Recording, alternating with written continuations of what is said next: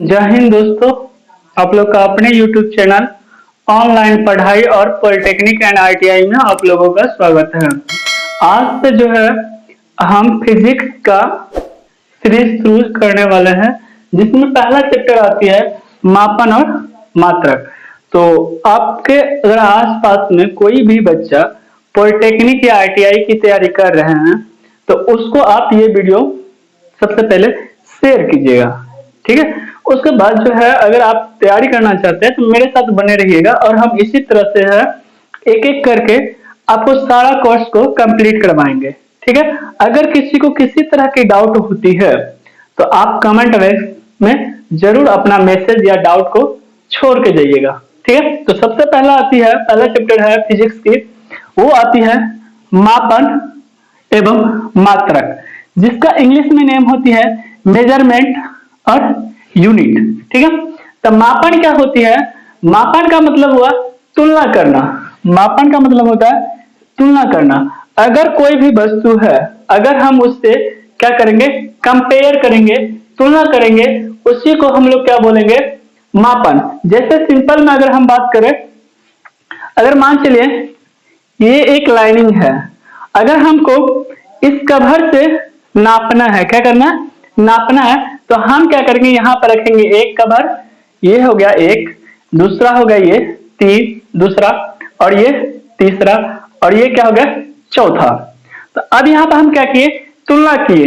तो तुलना क्या किए, एक कवर, दो कवर, तीन कवर, चार कवर, यानी इसकी लंबाई किसके बराबर है, इस चार कवर की लंबाई के बराबर है। क्या है, इस चार कवर की लंबाई के बराबर। आप जब कपड़ा खरीदने के लिए जाते होइएगा दुकान पे, तो कपड़ा वाले जो है क्या करता है, कपड़ा को एक उसके पास लंबी सी छड़ी रहती है स्टील की, जिससे वो क्या करता है, नाप के देता है। तो उससे वो क्या करता है, तुलना करता है। यानी आप बोलते हैं कि भैया हमको 1 मीटर दीजिए, तो 1 मीटर जो है लंबा नाप के दे देता है।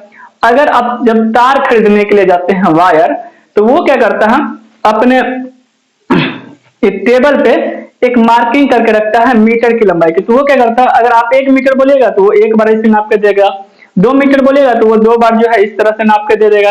तो सिंपल से अगर मापने की बात करें तो हम लोग क्या करते हैं, तुलना करते हैं, चाहे वो कोई भी चीज हो, अगर लंबाई हो, या जैसे दूध खरीदते हैं, तो दूध खरीदते हैं तो क्या करते हैं आप, गिलास से तुलना करते हैं। अगर 1 गिलास दिया तो बोलते हैं पावर है, यानी 250 ग्राम है। 2 गिलास दिया तो बोलते हैं आधा केजी है। अगर 3 गिलास दिया तो बोलते हैं 3 पौवा है। 4 गिलास दिया तो उसको बोल देते हैं 1 केजी है। तो सिंपल मापने में हम लोग क्या करते हैं, तुलना करते हैं, ठीक है। अगर किसी को समझ में नहीं आएगी तो वो नीचे कमेंट बॉक्स में कमेंट जरूर कीजिएगा। चलिए, अब उसके बाद दूसरा टॉपिक जो आती है वो आती है मात्रक। क्या आती है, मात्रक। तो यहाँ पे दे रखा मानक या स्टैंडर्ड माप, जिसके जिससे स्टैंडर्ड या मानक माप जिससे तुलना या कंपेयर किया जाता है। मतलब वैसा मानक जिससे हम लोग क्या करते हैं, तुलना करते हैं, उसी को हम लोग क्या बोलेंगे, मात्रक। जैसे कि हम बोले कि अब कपड़ा के दुकान पे जाते हैं तो कपड़े वाले भैया के पास क्या होता है, एक स्टील का क्या रहता है, लंबी छड़ी रहती है, जिससे वो कपड़ा नाप के दे देता है। अगर मान के चलिए, अगर आप उसके पास कपड़ा लेने जाते हैं और वो क्या करे, हाथ से नाप के दे दे आपको, ठीक है, बोले ये 1 मीटर हो, आप मान लीजिएगा, नहीं मानिएगा। अगर मान के चलिए आप दूध लेने के लिए जाते हैं और वो गिलास के बदले वो आपको इतना सा छोटा सा कप से नाप के दे, आप मान लीजिएगा, नहीं। उसके लिए एक स्टैंडर्ड, मतलब एक जो है उसका स्टैंडर्ड मानक जो होती है वो वाला होना चाहिए। मतलब एक स्टैंडर्ड लंबाई का गिलास होना चाहिए, जिससे कि जिसको आप बोलेंगे पौवा है, ठीक है। तो कहने का मतलब हुआ, तो ये मानक कहने का मतलब एक स्टैंडर्ड जिसको सभी कोई मानता हो, उससे अगर किसी चीज को अगर हम तुलना करेंगे उसी को हम लोग बोलेंगे मात्रक। जैसे कि आपके एग्जाम्पल की बात करें तो वो हो जाएगी मीटर, यानी लंबाई किस में नापते हैं, मीटर में। दूसरा चीज क्या हो जाएगा, केजी में। तीसरा चीज क्या हो जाएगा, अगर समय के लिए, सेकंड में। ये एक मानक है, स्टैंडर्ड है, जिसको वैज्ञानिक ने माना कि इतना ये लंबाई का होगा तो उसको बोलेंगे 1 मीटर।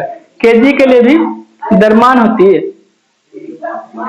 द्रव्यमान होती है, जिसके लिए हम लोग क्या करते हैं, नापेंगे, उसका वजन करेंगे किसी चीज का। जैसे ये डेस्टर है, अगर इसको हम वजन करेंगे तो इसका जो वजन होगा उसको हम लोग क्या बोलेंगे, द्रव्यमान। समय के लिए क्या हो जाती, सेकंड। जिससे स्टैंडर्ड मानक को हम लोग क्या करते हैं, कंपेयर करते हैं, उसी को हम लोग बोलेंगे मात्रक। अब परिमाण क्या होती है, मैग्नीट्यूड। हम बात करते हैं परिमाण की, तो परिमाण यानी मैग्नीट्यूड। मैग्नीट्यूड क्या होता है, तुलना करने की संख्या को हम लोग क्या बोलेंगे, मैग्नीट्यूड बोलेंगे। जैसे कि मान के चलिए ये मेरा बोर्ड है, ये लाइनिंग खींचे हैं, तो इस लाइनिंग से अगर हम कंपेयर करते हैं 1 2 3, तो ये 3 बार जो कंपेयर किए तो ये क्या हो जाएगा, 3 डेस्टर, 3 डेस्टर। ये 3 जो आया है ये क्या होगा, मेरा परिमाण। ये तुलना करने की संख्या आ गई, मतलब ये एक संख्या हो गया, ये एक संख्या हो गया, और ये 2 संख्या हो गया, ये तीसरा संख्या मान लेते हैं, ये हो गई। तो ये 3 बार कंपेयर किए, किससे कंपेयर किए, डेस्टर से, तो ये हो जाएगा मेरा मात्रक, और ये हो जाएगा मेरा परिमाण। ठीक है, ये मेरा 3 जो हो जाएगा वो हो जाएगा परिमाण, और ये क्या हो जाएगा, मात्रक। उसी तरह अगर हम बात करें ये कलम की, अगर कलम से हम किसी चीज को मेजर करते हैं, जैसे कि मान चलिए इसी चीज को मेजर करें, उसको नहीं मेजर करते हैं, हम मान लीजिए यहाँ पे एक लंबाई खींच लेते हैं इस तरह से। अगर यहाँ से हम मेजर किए तो ये हो गया एक कलम, ये हो गया दूसरा कलम, और ये हो गया, अच्छा ये 2 ही कलम रहने देते हैं, ये हो गया दूसरा कलम। तो ये 2 कलम जो है, कलम किसकी लंबाई है, इस लाइन के, इस लाइन की लंबाई क्या है, 2 कलम। तो 2 कलम जो, ये कलम जो हो गया स्टैंडर्ड मानक, ये हो गया मेरा मात्रक, और ये हो गया मेरा परिमाण। तो तुलना करने की संख्या को हम लोग बोलेंगे परिमाण, और जो स्टैंडर्ड मानक जिससे हम लोग कंपेयर करते हैं उसी को हम लोग बोलेंगे मात्रक। अब आते हैं मात्रक। तो मात्रक जो है 2 प्रकार की होती है, पहला होती है आधारी मात्रक, दूसरा होती है व्युत्पन्न मात्रक। आधारी मात्रक को इंग्लिश में बोलते हैं बेसिक यूनिट। आधारी मात्रक को इंग्लिश में क्या बोलते हैं, बेसिक यूनिट। और इसकी डिफिनेशन की बात करें, परिभाषा की, वो होता है जो मात्रक दूसरे मात्रक पर निर्भर नहीं करता है, यानी दूसरे मात्रक की सहायता से ये लिखी नहीं जाती है, उस मात्रक को हम लोग बोलेंगे बेसिक मात्रक। जैसे जो दूसरे पर डिपेंडेंट ना हो उस तरह के मात्रक को हम लोग बोलेंगे बेसिक मात्रक। अगर एग्जांपल की बात करें, जैसे लंबाई, द्रव्यमान, समय, तो क्या होती है व्युत्पन्न मात्रक, जो मात्रक दूसरे पे निर्भर करता है, अर्थात और नहीं, इसका और मतलब दूसरा एग्जांपल डिफिनेशन ये हो सकता है, जो मात्रक आधारी मात्रक की सहायता से, ये जो लिखा है ये सहायता है, ठीक है, इस दोनों को मिला के सहायता, जो मात्रक जो आधारी मात्रक की सहायता से व्यक्त किया जाता है उसे हम लोग क्या बोलेंगे, व्युत्पन्न मात्रक। यानी जो इस मात्रक की सहायता से लिखी जाती है उसी को हम लोग क्या बोलेंगे, व्युत्पन्न मात्रक। और ये वाला मात्रक जो है आधारी मात्रक, ये किसी की सहायता से नहीं लिखी जाएगी। जैसे लंबाई, तो लंबाई में सिर्फ एल आती है, ये किसी की सहायता से नहीं लिखी जाएगी। जब द्रव्यमान की बात करें तो इसको हम केजी में नापते हैं, तो ये इसमें कोई दूसरा मात्रक नहीं आता है। समय की बात करें तो इसके लिए हम सेकंड लेते हैं, इसमें कोई तीसरा मात्रक नहीं आती, ये बिल्कुल अकेला है, अपने आप इंडिपेंडेंट। और जब हम क्षेत्रफल की बात करें, तो क्षेत्रफल के लिए थोड़ी सी इसको हम साफ कर लेते हैं, ठीक है। अगर जब हम क्षेत्रफल की बात करें तो क्षेत्रफल के लिए क्या चाहिए, क्षेत्रफल के लिए क्या हो चाहिए, अगर मान चलिए हम अगर आयताकार क्षेत्र का अगर हम क्षेत्रफल निकालें तो इसके लिए होती है लंबाई गुना चौड़ाई। अगर हम लंबाई को अगर नापते हैं तो किस में नापेंगे, एल में, और चौड़ाई को अगर हम नापेंगे उसको भी किस में नापेंगे, एल में, यानी लेंथ, यानी दोनों को मीटर में ही नापेंगे। मीटर लिखिए, सबसे ज्यादा उचित रहेगा मीटर, और यहाँ पर भी क्या हो जाएगा मीटर, तो मीटर में, तो यानी यहाँ पे देखिए 2 बार जो है मीटर आ गया, तो ये हो जाएगा मीटर स्क्वायर, यानी 2 बार जो है ये आधारी मात्रक आया है, एक बार ये एक बार ये। अगर हम घनत्व पे बात करें, डेंसिटी की, अगर हम घनत्व की बात करें तो घनत्व का जो है सूत्र होती है वो होती है द्रव्यमान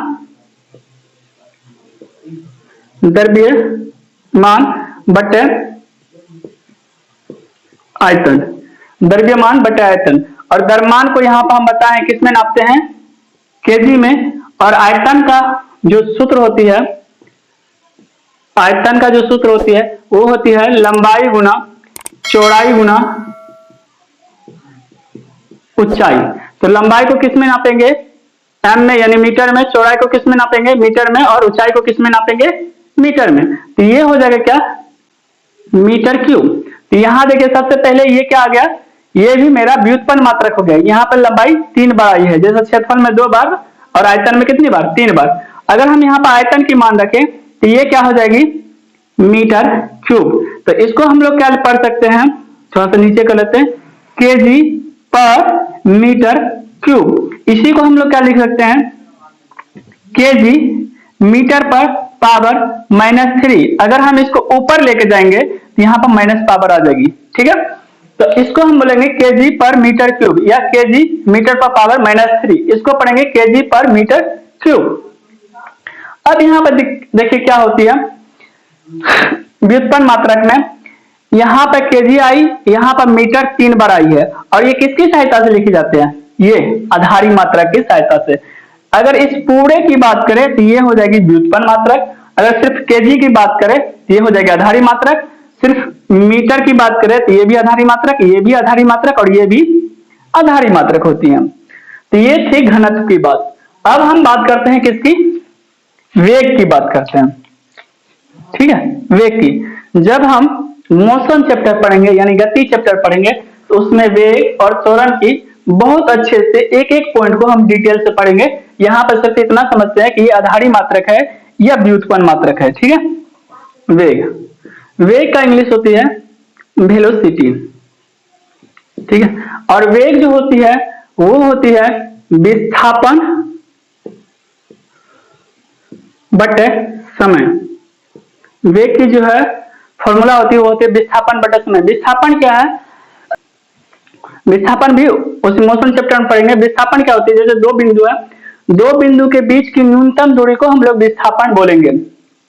जैसे ये वाला हो गया तो ये हो जाएगी दूरी, और ये भी मेरी क्या हो जाएगी दूरी, लेकिन ये वाला जो रास्ता होगा ए और बी के बीच, ये क्या हो जाएगा मेरा विस्थापन। तो विस्थापन को किस में नापेंगे, इसको भी मीटर में नापेंगे, समय का तो सेकंड में नापते ही है।